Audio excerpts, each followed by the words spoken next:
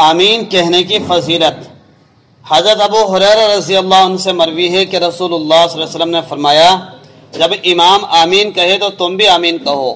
پر جس کا آمین کہنا فرشتوں کے آمین کہنے کے ساتھ موافق ہو جائے گا اس کے سابقہ گناہ بخش دیے جائیں گے۔ آمین بالسر والوں کے نزدیک موافقت سے موافقت فی الزمان مراد ہے، یعنی جس وقت فرشتے آمین کہیں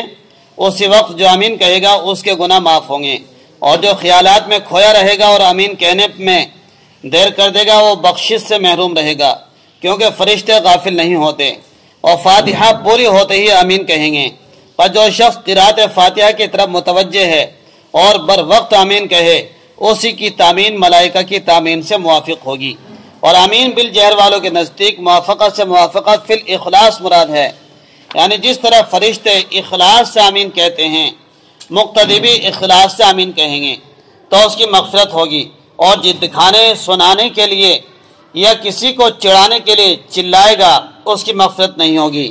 اور ان حضرات کو موافقت کی دوسری تفسیر اس لیے کرنی پڑی کہ جہرن آمین کہنے کی صورت میں کسی کے پیچھے رہ جانے کا سوال ہی پیدا نہیں ہوتا، سویا ہوا بھی جاگ جاتا ہے۔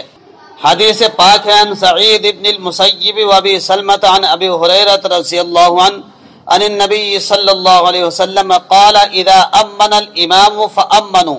فانه من وافق تامینه تامین الملائکۃ غفر له ما تقدم من ذنبه۔